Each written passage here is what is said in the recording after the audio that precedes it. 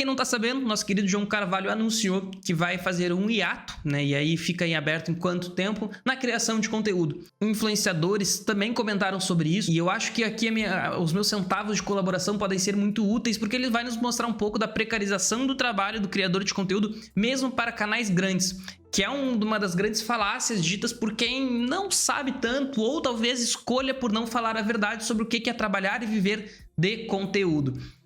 Vamos dar uma olhada, eu trouxe o resumo que o Meteoro fez sobre, né? A gente tem reagido a alguns conteúdos deles mais recentemente, tem uma visão muito alinhada ao que a gente quer trazer. O nosso querido João Carvalho é um dos maiores youtubers, assim, intelectuais que a gente pode trazer, que estão alinhados também ao que a gente pensa e colabora aqui. Então, vai ser muito importante a gente dar uma olhada numa perspectiva para poder não trazer a solução para o João. Eu cheguei até a tentar contato para ver se era possível de alguma forma auxiliar, baseado no trabalho que eu venho fazendo nos últimos 10 anos, gerenciamento de equipe, construção de influência, né? Ser a minha especialidade. Tô terminando agora minha pós-graduação na área, sou publicitário, sou pesquisador da área, queria poder auxiliar, mas tem algumas coisas que são mais profundas do que somente a técnica permite resolver. E vamos, sem mais delonga, ao React.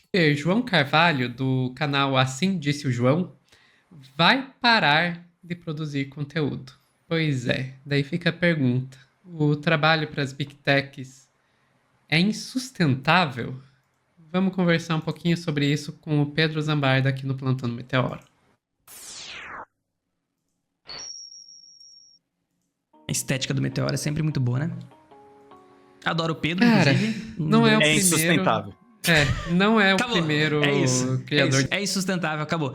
A gente pode entrar no debate que eu não sei se eles vão ser insustentável pro viés que o João traz, né? Porque é isso também. Os números da direita são muito maiores do que da esquerda, porque elas estão alinhadas à ideologia dominante, a toda a construção que vem sendo feita aí há mais de 60 anos. Então, consequentemente, a maioria da audiência vai estar alinhada a isso, né? Ela só reflete anos e anos de propaganda que fazem ela colaborar com essa visão de mundo. Então, vamos ver. De conteúdo que desiste não vai ser o último, infelizmente. E esse não faz falta. Isso faz falta. Eu gosto muito do João, quero deixar isso registrado aqui. Não sou comunista, mas eu acho que dessa onda de comunistas no YouTube, o João é um dos caras mais agregadores. Inclusive, né, Sofia, aquela coragem dele fazer debates, inclusive, com pessoas que discordam totalmente dele, né? Eu acho que o João é muito rico em cima debate não, né? Eu dessas chamaria de questões aula. Todas. Ele anunciou numa live, a live é do dia... Faz uns 10 dias, na verdade, correu mais como fofoca, mas a live teve bastante visualização. E o que o João faz, né, Sofia, até pegando um amigo em comum nosso, que eu não vou mencionar nomes, mas é um problema que aflige todos nós, né? A gente aqui no Meteoro mesmo fica quebrando a cabeça de qual pauta a galera quer assistir, qual pauta é necessário abordar com a galera também, porque tem essa questão, gente, a gente não é... equilibrar. É equilibrar mesmo, a gente não é bobo da corte só para agradar o público, mas ao mesmo tempo também a gente não pode fazer só as coisas não pensando em quem a gente quer atingir, em quem a gente quer conversar, né? E o João, a impressão que eu tive, assim, eu não assisti a live 100%, mas assisti uma boa parte dela, é um esgotamento... Essa é a lógica algorítmica, tá? Essa lógica algorítmica que faz com que a gente tenha que jogar o jogo. A gente utiliza o jogo para subverter e tentar desconstruir o jogo. É isso que a gente faz, mas na prática é necessário seguir o jogo.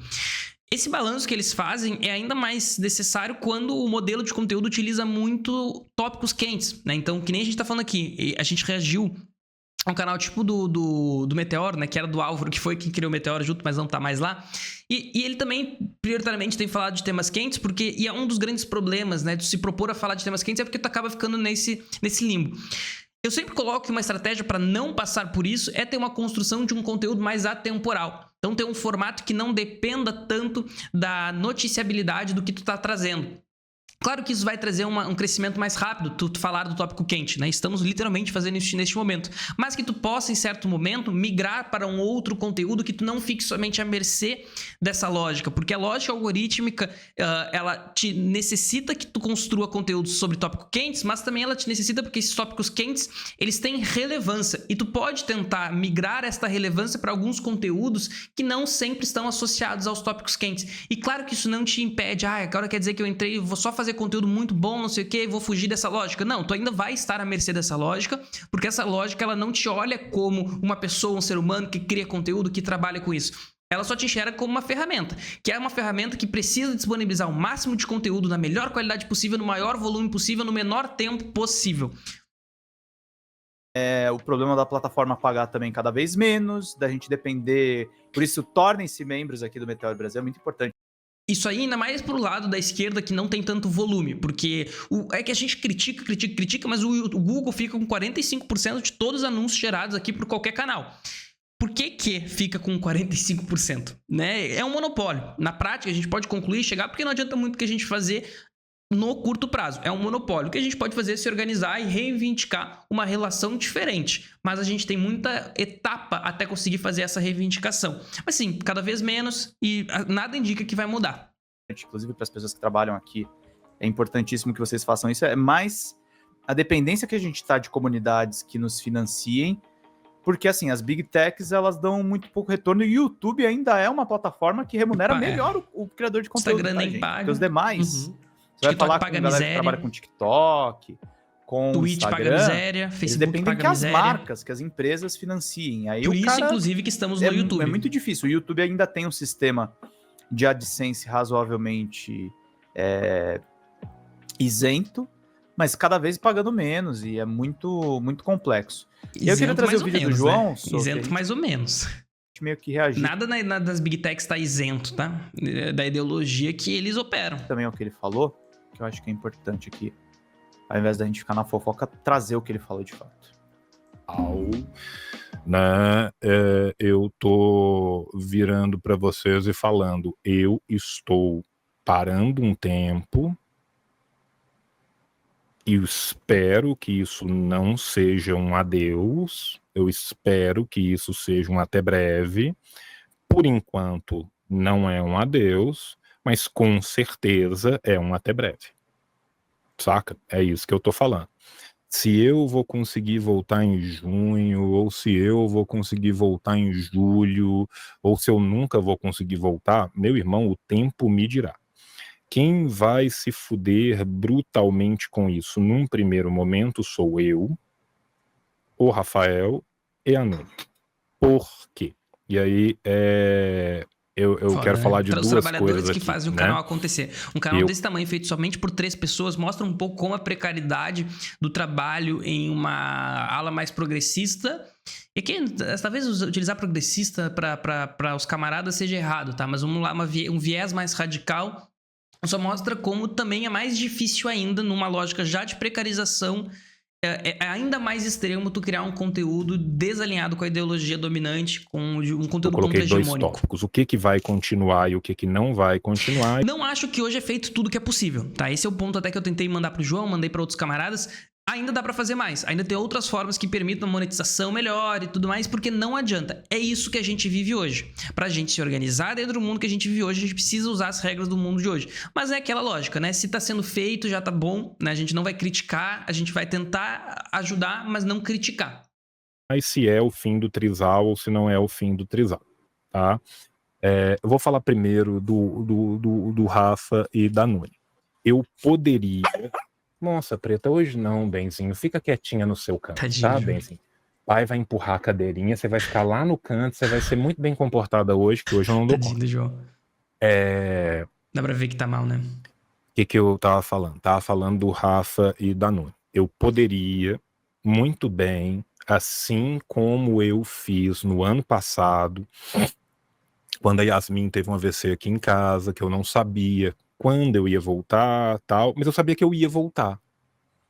Aí eu virei pros meninos e falei assim, meninos, segurem tudo, inventa conteúdo, tira conteúdo do cu, faz o corte que vocês quiserem, faz tudo que vocês quiserem e mantém o canal do jeito que der, porque assim que eu puder eu tô voltando, tá? Isso foi ano passado. Essa situação agora é completamente diferente.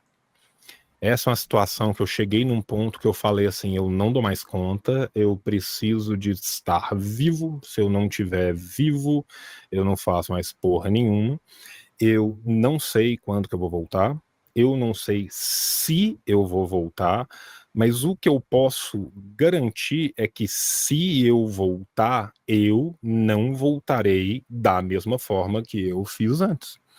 Isso é uma coisa que a gente tem que pensar muito, né, Sofia? E isso é a essência do capitalismo.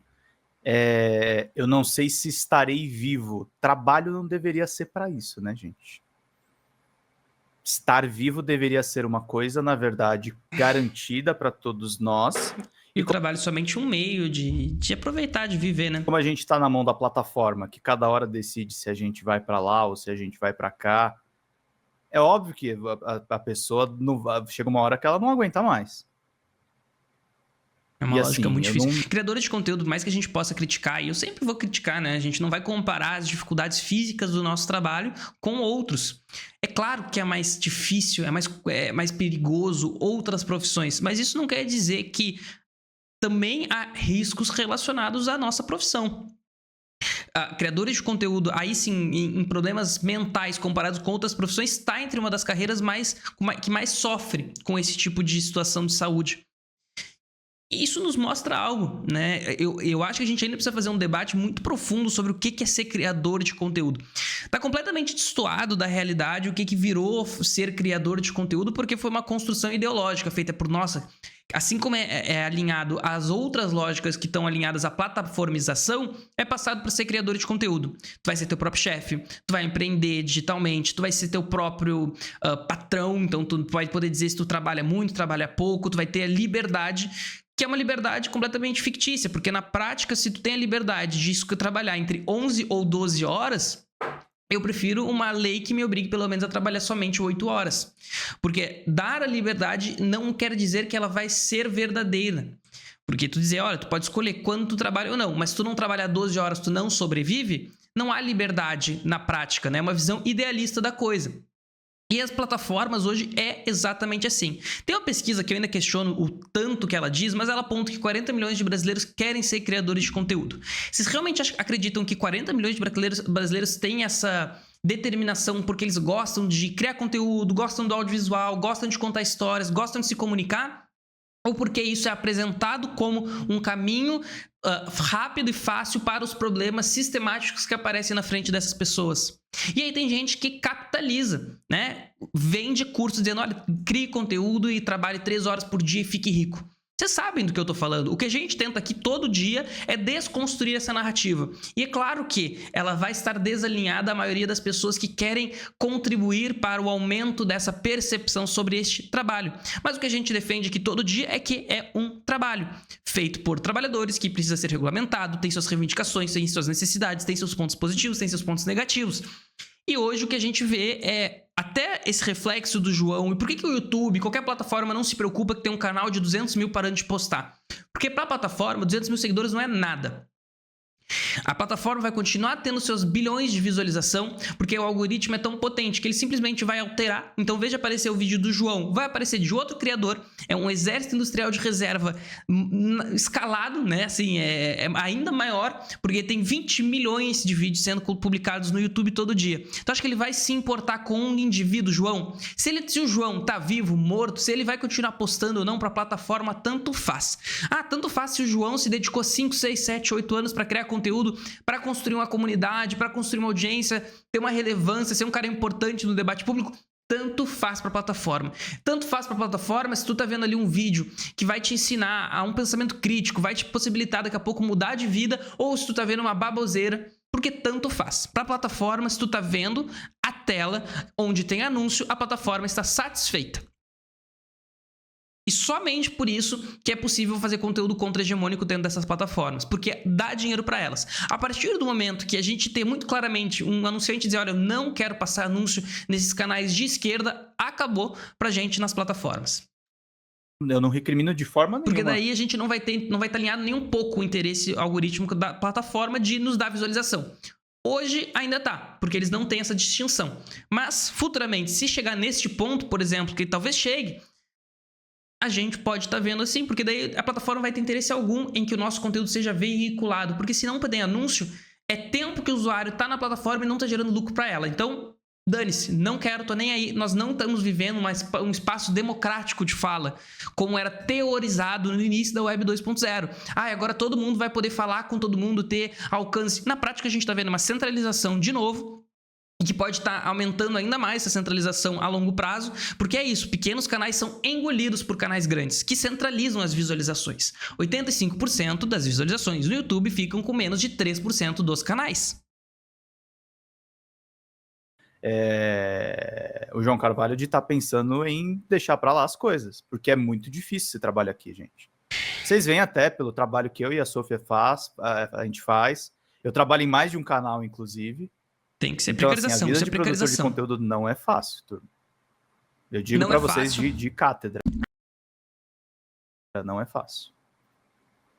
Eu não vou voltar para fazer 200 conteúdo e ficar preocupado.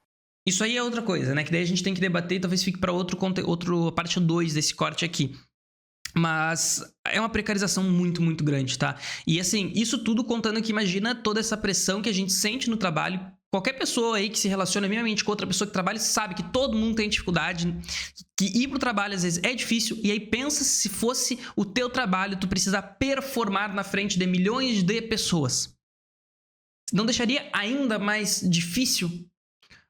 É isso que acontece com muitos criadores de conteúdo. É por isso que essa tensão, essa pressão por performance todos os dias, toda hora, leva ao que a gente vê os altos índices de problemas mentais que criadores de conteúdo enfrentam, entre várias outras situações. Se a gente não fosse necessário publicar 3, 4 conteúdos por dia, talvez a realidade não fosse essa. Se a gente pudesse tirar umas férias e voltar, a realidade já não seria essa. E eu sei que isso hoje não está garantido em quase poucas profissões, né? Eu trabalho há 10 anos, trabalho de forma geral, todas voltadas a conteúdo, eu não tenho sequer uma carteira de trabalho. Eu nunca tirei férias sem estar trabalhando. Mesmo quando eu tirei férias de alguns clientes que era possível, eu segui trabalhando com aqueles que não era possível. Eu sei que isso não é realidade para todo mundo hoje em dia, mas porque foi perdida. Porque a gente tem que lutar para voltar a ser a realidade. Senão, assim como a criação de conteúdo, outras profissões que a gente tem que considerar que criador de conteúdo está na lógica da plataformização. Tá? Tem até o termo que a gente fala que ele é um... Ele tá assim, o criador de conteúdo tá pro YouTube, assim como o motorista está pro Uber. Cada um nas suas respectivas dificuldades, assim como o entregador tá pro iFood, cada um corre um risco diferente, sim, mas estão todos hoje na lógica da plataformização que está acabando com a sociedade que a gente está vivendo no momento. As plataformas chegaram aí como uma solução e, na verdade, elas são a destruição de muitos dos direitos que a gente havia conquistado. Em soltar corte todo dia para cá e corte todo dia para lá e corte para aqui, para colar e o caralho, não vou. Então, eu acho muito mais justo eu conversar com os meninos, o que eu conversei antes de conversar com todos vocês, obviamente. Virei para eles, falei assim, meninos, amo vocês de coração, vocês sabem o que a gente tem, nossa relação pessoal. Não é isso. Mas a nossa relação nesse momento vai chegar num término porque eu não sei se eu vou voltar, quando que eu vou voltar, e eu não quero que vocês fiquem iludindo o pessoal, fazendo coisa para deixar uma esperança que eu não quero deixar assim. Saca, velho? Não quero.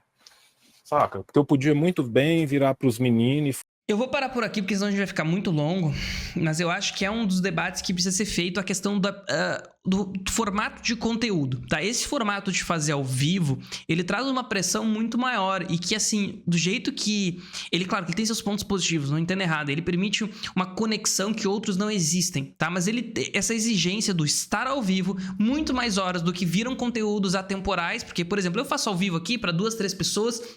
Mas o que faz sentido é que esse conteúdo ele reverbera. Mas para a produção ser do jeito que eu acredito, precisa estar ao vivo, mesmo que para poucas pessoas.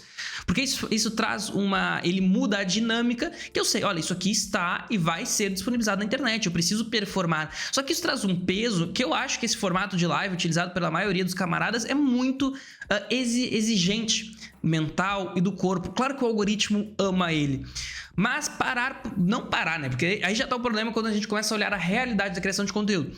Tu conseguir criar uma margem para que o teu conteúdo seja produzido hoje com um pouco mais de cautela, um conteúdo para ser publicado semana que vem, tira um pouco esse peso que também reforça essa parada que nem o João traz da performance necessária para estar ao vivo. Então, não há soluções ideais, porque a lógica que a gente está inserido, intensificada pelas plataformas, pelas Big Techs, né, como está sendo aqui chamado também,